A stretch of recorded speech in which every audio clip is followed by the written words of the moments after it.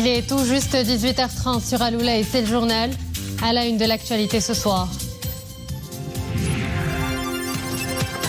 Audience princière, Son Altesse Royale la Princesse Lalla Meriem a reçu Sa Majesté la Reine Máxima Zorroguieta des Pays-Bas en sa qualité de mandataire spécial de secrétaire général des Nations Unies pour la promotion de services financiers accessibles à tous qui favorisent le développement. Également au programme de sa visite dans le royaume, Sa Majesté la Reine Máxima des Pays-Bas a eu une série d'entretiens avec nombre de responsables du gouvernement et du secteur privé. Des rencontres autour de thèmes de l'inclusion financière dans ses différents volets. Nous ferons le point dans ce journal.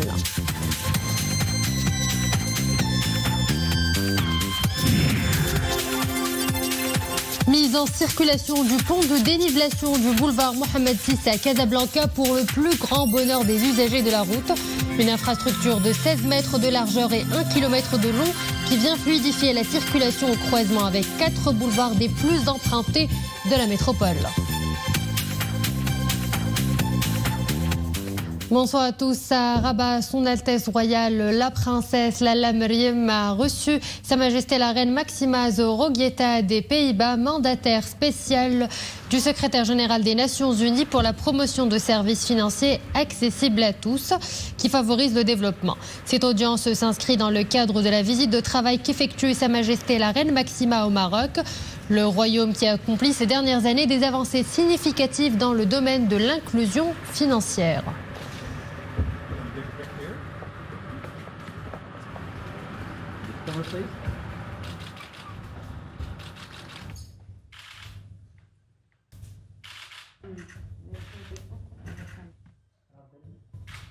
La verdad que bueno, no es Casablanca, no son todos.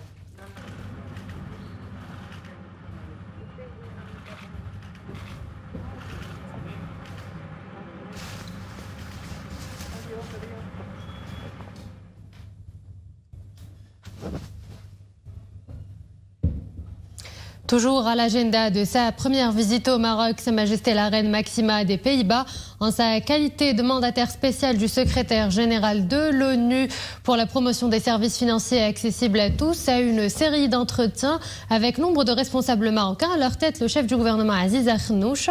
Ces rencontres ont été axées notamment sur les innovations technologiques financières, la finance verte et inclusive et le développement des systèmes de paiement numérique. Le point avec Soukaina Idrissi, Samir Barka, Nawal Gourari, Abdelrahim Filoul sur un commentaire de Meriem Messi.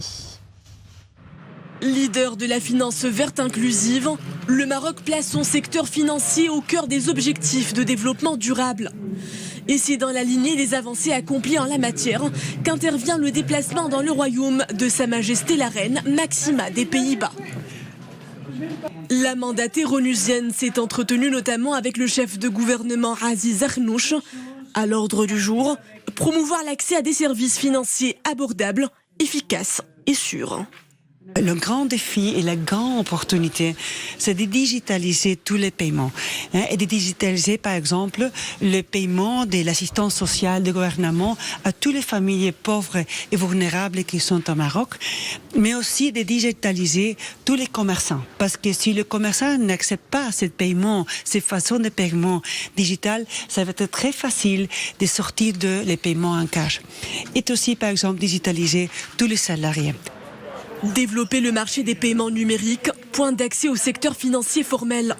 Tel était le mot d'ordre de ces entretiens. Plus tôt dans la journée, la reine des Pays-Bas a eu une série d'entrevues avec nombre de représentants clés du gouvernement.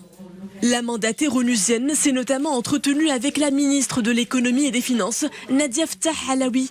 Au centre des débats, les moyens de consolider l'accès aux services financiers en tant que perspective de consommation, d'épargne et d'investissement en faveur des groupes mal desservis, dont les femmes. Une des choses que nous devons faire, c'est focaliser quels sont les besoins des femmes et comment est-ce qu'on tous, nous, avec le secteur privé et le secteur public, de donner ce service aux femmes qui ont tellement besoin pour le futur, pour avoir des crédits, pour avoir de l'épargne et pouvaient se protéger avec l'assurance. Toujours dans le cadre de ses fonctions onusiennes, la reine Máxima a par la suite rencontré le secrétaire général du gouvernement, Mohamed Hajoui. L'occasion pour la mandataire spéciale du secrétaire général de l'ONU de s'informer des efforts législatifs et juridiques déployés par les pouvoirs publics dans le domaine de l'inclusion financière et numérique. La reine s'est par la suite réunie avec le gouverneur de Banque el-Maghrib, Abdeltaif Jouahri, à l'ordre du jour, les moyens de relancer le secteur financier au Maroc. Avec 15 millions d'adultes non bancarisés à ce jour, le Maroc œuvre à stimuler l'inclusion financière. Un levier économique qui ouvre à chacun l'accès à l'épargne, au crédit, à l'assurance et au paiement. Une large gamme d'outils financiers nécessaires pour investir dans l'avenir. Direction Bouskoura, plus précisément la zone industrielle de Oulad Salah qui accueille désormais la toute première usine pharmaceutique 4.0 du continent. Elle appartient au groupe Pharma 5 et est fruit d'une collaboration entre le savoir-faire marocain en matière d'industrie pharmaceutique et le meilleure expertise internationale. La Smart Factory permettra de multiplier par 5 sa capacité de production et elle a été inaugurée par le chef du gouvernement.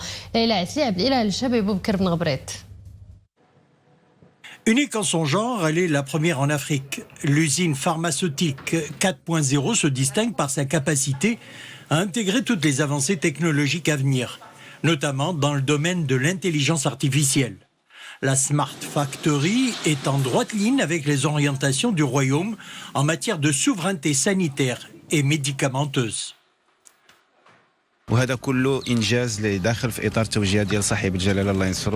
La nouvelle unité industrielle est une contribution significative au chantier royal de généralisation de l'AMO et de la garantie de la souveraineté sanitaire nationale.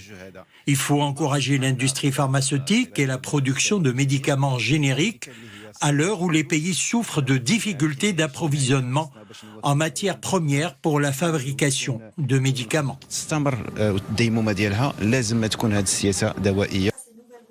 Fruit d'une étroite collaboration entre le savoir-faire marocain en matière d'industrie pharmaceutique et les meilleures expertises internationales, la Smart Factory, totalement digitalisée, va permettre au groupe Pharma 5 de multiplier par 5 ses capacités de production, tout en assurant une traçabilité parfaite de l'ensemble des processus de production. Cette Smart Factory, c'est la première usine 4.0 d'Afrique. C'est une avancée technologique majeure. C'est la nouvelle révolution industrielle en matière de médicaments. 300 millions de dirhams d'investissement, près de 300 emplois créés pour une usine aux normes internationales de production. C'est une grande fierté et nous ne nous arrêterons pas là. Nous continuerons à toujours fournir les médicaments de dernière génération aux meilleurs standards de qualité et aux prix les plus bas à nos concitoyennes et concitoyens marocains. Nous continuerons à servir nos frères africains et nous commencerons aussi à exporter vers le nord. Un protocole d'accord a été signé entre le ministère de la Santé et de la Protection sociale et le groupe Pharma 5, accord qui vise la création de nouvelles unités de production d'injectables, de biotechnologie, de nouvelles formes galéniques et de recherche et développement dans les nouvelles aires thérapeutiques. Avec plus d'1 milliard d'unités produites en 2022, Pharma 5 est aujourd'hui leader des médicaments génériques au Maroc. Elle occupe la 7e place sur le marché africain. Enchaînant avec cette bonne nouvelle pour les usagers de la route à Casablanca, le pont de dénivellation du boulevard Mohamed VI est enfin ouvert à la circulation. Un ouvrage d'une longueur de plus d'1 kilomètre qui vient fluidifier la circulation autour du plus grand pôle d'échange du réseau de transport en commun. Fatna Tabout, Achol Ben Messoud et Zakaria Moukin Billah. Voici à quoi ressemble le nouveau pont de dénivellation du boulevard Mohamed VI de Casablanca. De larges voies dégagées installées sur un pont de 1200 mètres de longueur pour désengorger le trafic routier. Principal avantage, faciliter l'accès au centre-ville et à d'autres directions. Après 15 mois de travaux, c'est un grand soulagement pour les conducteurs. C'est une bonne nouvelle pour les habitants de ce quartier et les Casablancais en général. Nous espérons que ce pont réduira nos tracasseries sur les routes. بالتوفيق من الله نتمنوا الله تكون ميسره لنا غادي يعاوننا ان شاء الله في المستقبل ان شاء الله من ناحيه الطريق من ناحيه بزاف. Le nouveau pont contribuera à coup sûr à fluidifier la circulation Il n'y aura plus beaucoup de temps d'attente au croisement.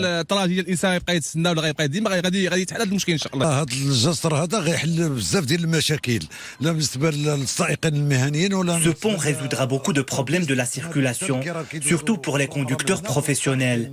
Cette zone connaît des embouteillages énormes. Les directions de Mediouna, Stat et Berchid seront desservies facilement. Idem pour les autres directions. La longueur totale de l'ouvrage d'art comprend 620 mètres de pont et 395 mètres pour les rampes d'accès, avec une largeur de 16 mètres. Prouesses techniques et rigueur de réalisation ont été nécessaires pour venir à bout de ce chantier important. Ce pont est construit sur 16 poutres. Il permettra de contourner les croisements du boulevard Mohamed VI avec 4 autres boulevards, Amgala, Dakhla, Al-Harti et Al-Quds. Le pont offre 2 voies de circulation dans chaque sens. Ce pont de dénivellation permettra de fluidifier la circulation autour du plus grand pôle d'échange du réseau de transport en commun en site propre de la ville de Casablanca. Un projet d'un coût global de 172 millions de dirhams. Plus que quelques heures avant l'avènement du mois sacré de Ramadan, un mois qui connaît un pic de consommation dans les marchés. La frénésie d'achat se fait sentir, l'heure est aux derniers préparatifs et aux dernières emplettes. L'exemple de ce soir nous vient d'Agadir avec Abir Melouki, Amin Cherkaoui et Maria Aoued.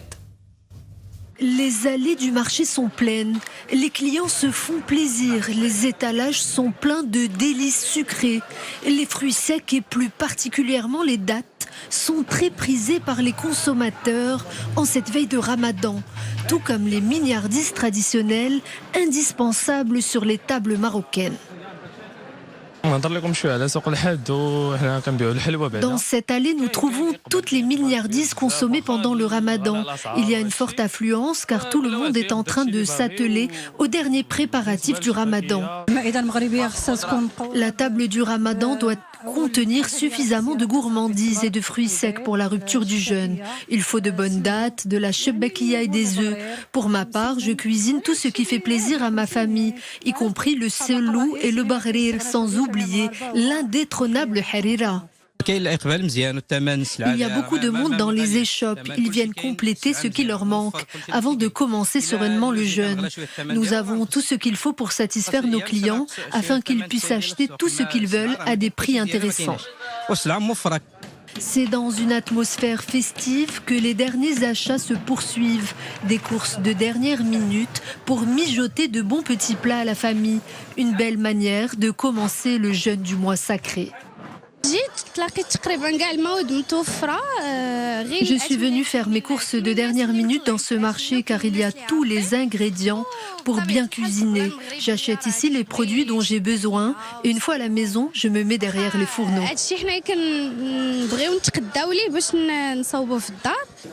Pour ne pas être prise au dépourvu, les souks et autres marchés locaux proposent de bons produits frais à de très bons prix. Une manière pour eux de faire du Ramadan un moment sacré de partage et de convivialité pour tous.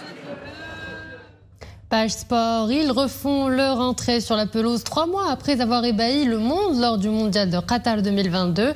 Les Lions de l'Atlas ont rendez-vous samedi en match amical avec le Brésil. À Tanger, le 11 national fera tout pour maintenir au top niveau le football mondial face à une Seleção remontée bien que certains de ses piliers manquent à l'appel. Abdelhak Serrat, Fouad El-Harj et Boubkar Ben Gabret.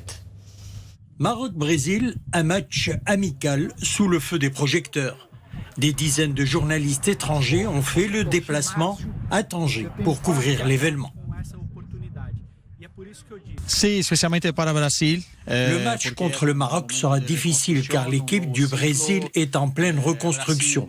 Après un parcours dramatique au Qatar et l'arrivée d'un nouvel entraîneur. Cela risque d'être une partie intéressante. Après l'excellent parcours des Lions de l'Atlas en Coupe du Monde, le Brésil a une vraie tradition footballistique. Pour ce match, de nouveaux joueurs brésiliens seront de la partie, une étape nouvelle pour la Seleção. Les Lions de l'Atlas ont la lourde tâche de maintenir la dynamique enclenchée lors de la Coupe du Monde 2002 au Qatar. La Seleção est certes remaniée, privée de quelques stars, dont Neymar et Marquinhos. Le grand stade de Tanger fera le plein samedi. Rencontre fixée à 22h.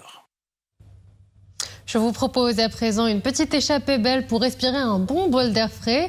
C'est à Ifrane, dans le Moyen Atlas, que nous irons. La diversité de sa faune et de sa flore en font un lieu privilégié pour apprécier l'arrivée du printemps.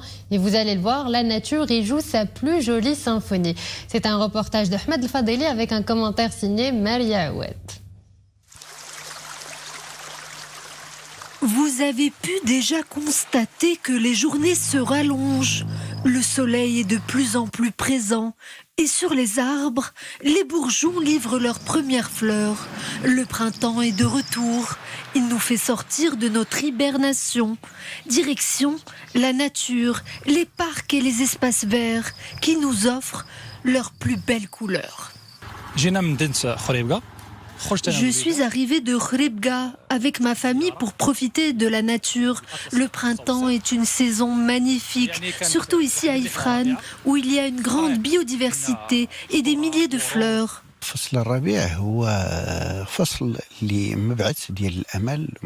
Le printemps est une saison féerique. C'est celle du renouveau de la nature. Nous pouvons réentendre le son des oiseaux et admirer les arbres en fleurs. Cela est vraiment magnifique.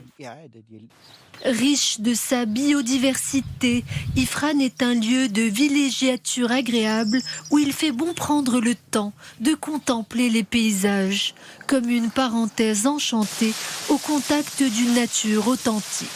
Je suis vraiment très heureux d'être ici au contact de la nature et des arbres fruitiers qui livrent leurs plus belles couleurs. Cela met du baume au cœur que de pouvoir sentir la douceur du printemps.